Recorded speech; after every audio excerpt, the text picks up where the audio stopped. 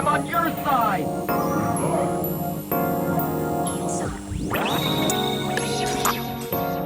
Hey internet.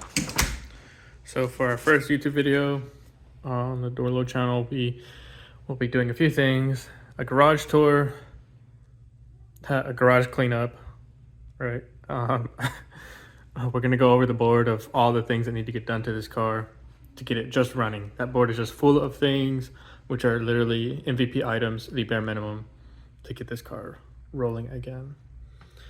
I've been completely unmotivated to work on the car, and that's because I am a disorganized pig, and I am ready to break that habit because I want to start driving this car again. So let's get this place cleaned up.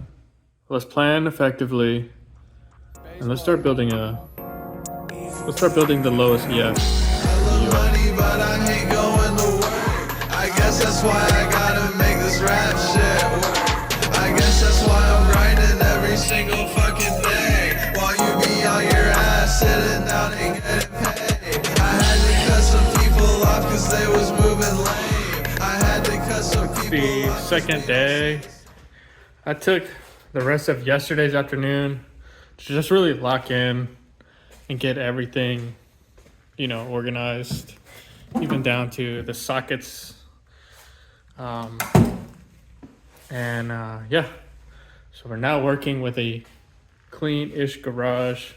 I threw all the wheels inside of the car, cleaned up all the stuff under the car, so now it's just jacks. I did have a bunch of wood under there. And yeah, so without further ado, let's talk about the tools that I use to build this car.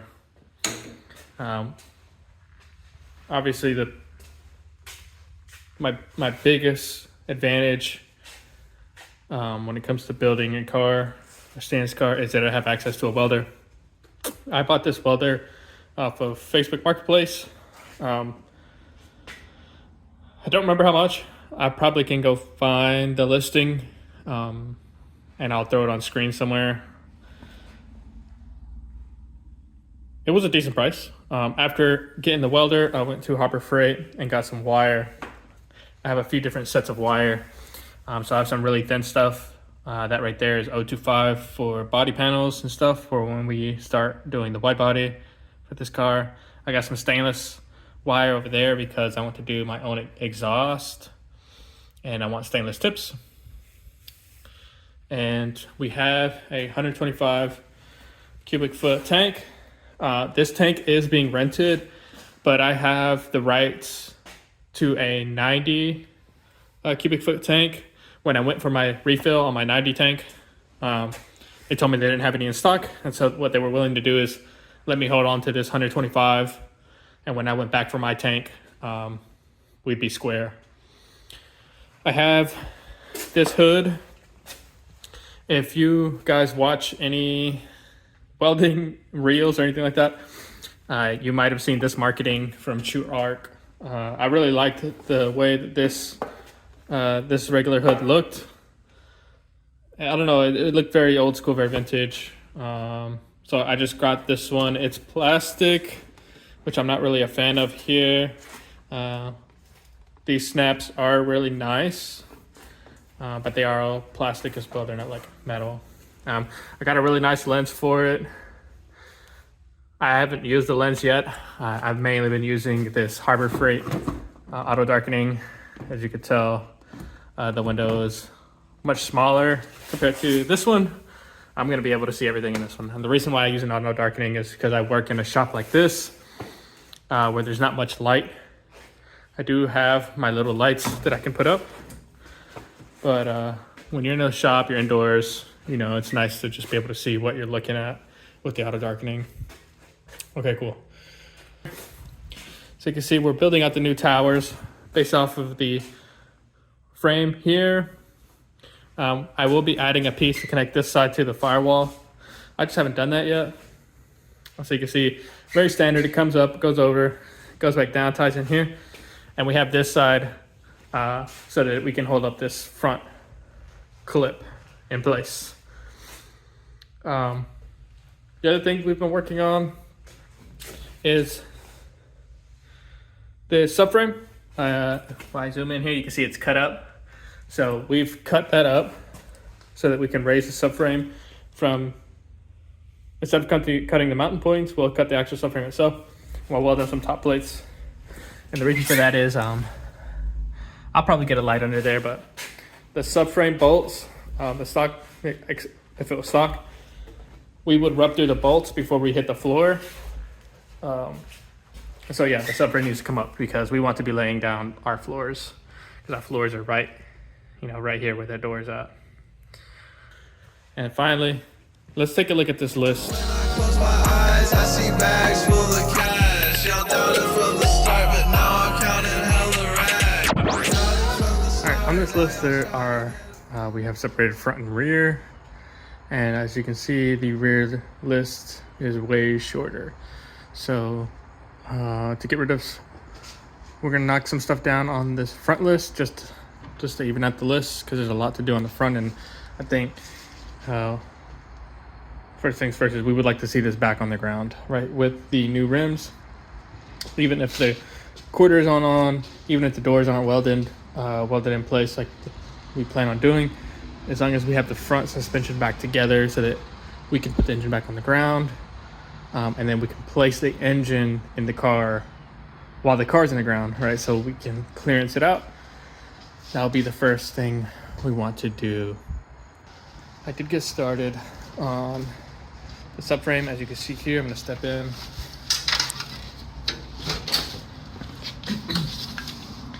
And this is just the stock subframe, and we've cut a good bit out, maybe an inch, and it will come up, and it has come up a bit, but you can see right there in the rear, it's hitting the frame right where that witness mark is at. Let me zoom in.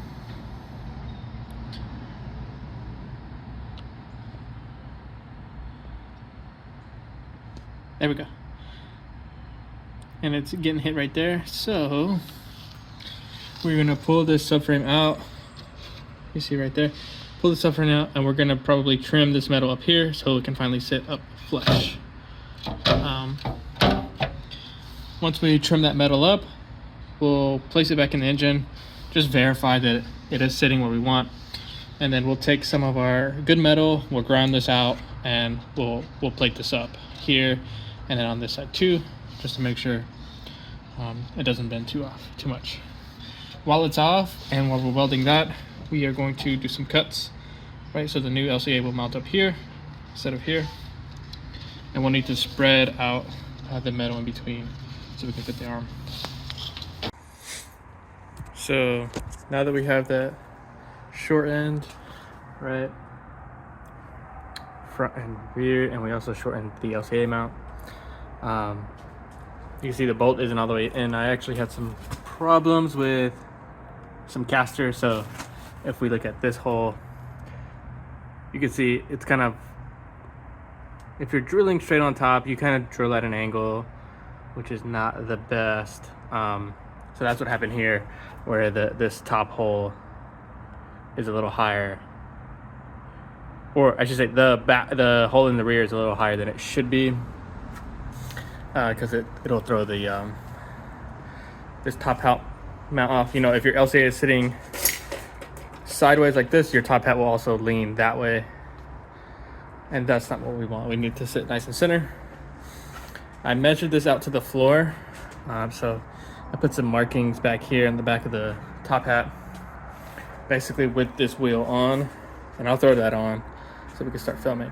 Basically at that height, with the strut as low as it can go, this tire is at the floor, possibly even lower than the floor. If I have some photos, I'll throw them up. But yeah, pretty much what I'm saying is this is as low as the suspension can ever go. In fact, it's probably even too low for the floor. So that's why we have it all jigged up. I'll cut out some cardboard templates. I'll cut out some cardboard templates to kind of start marking up the plates. I try my best to measure angles to see what angle this top hat is sitting at. and we'll probably do a plate across here to cover this.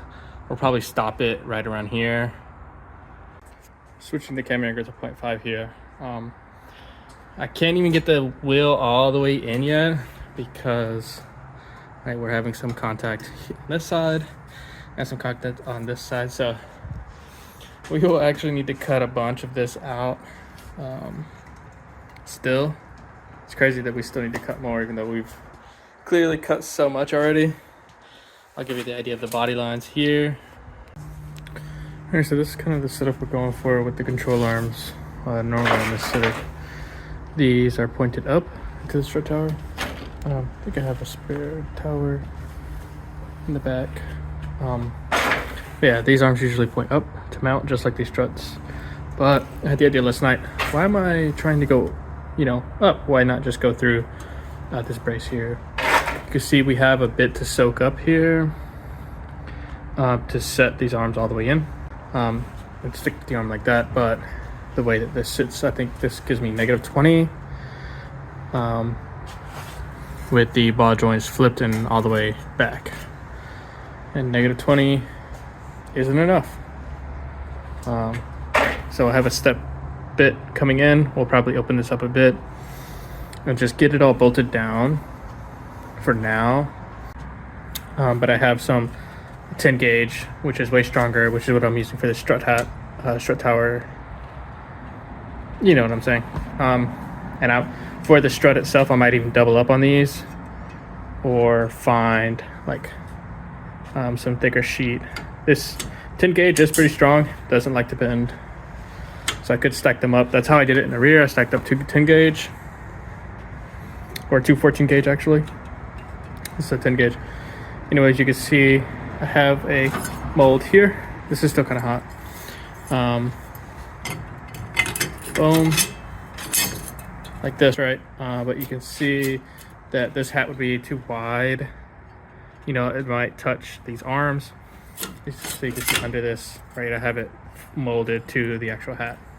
I kind of messed up right here. I just cut too much material, so probably not going to use this one.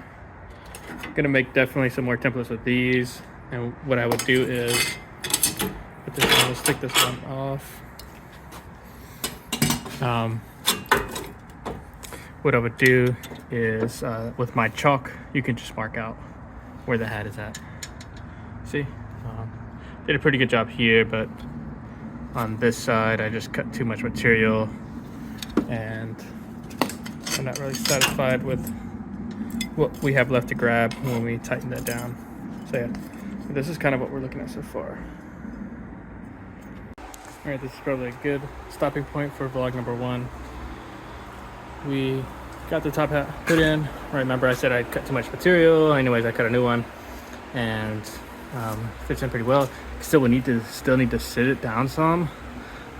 We're having some clearance issues right there, and same with this side. We have some clearance issues right there, and it doesn't sit the top out all the way down. You can ignore these welds. I had an experiment and it didn't go well, as you can see, so I'm gonna have to buy a new set of these to swap this out. This holds, it's plenty strong, whatever, kind of, but I forgot to turn my gas on when I was welding that. But yeah, it is not even sitting on the floor. There are no jacks holding this up, but tow hook needs to come off, and then that side should sit.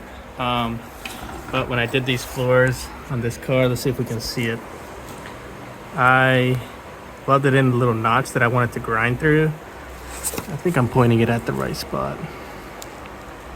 Yeah, so you can see that's gonna hang us up too. But that is okay because I built these towers at the height I knew that it would max out my coil.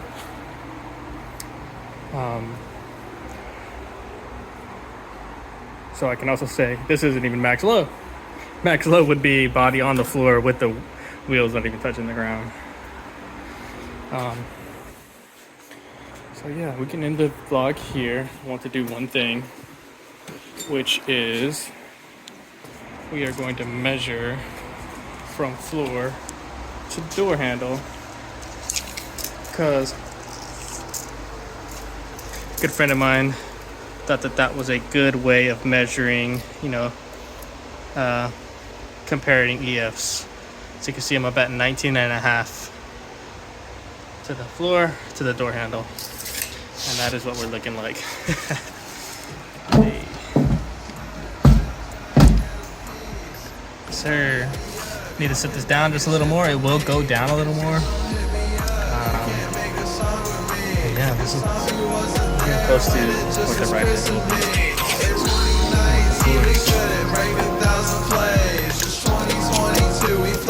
An inch.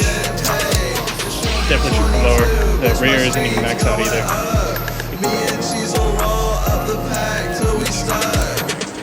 John, shit, Rico, your school.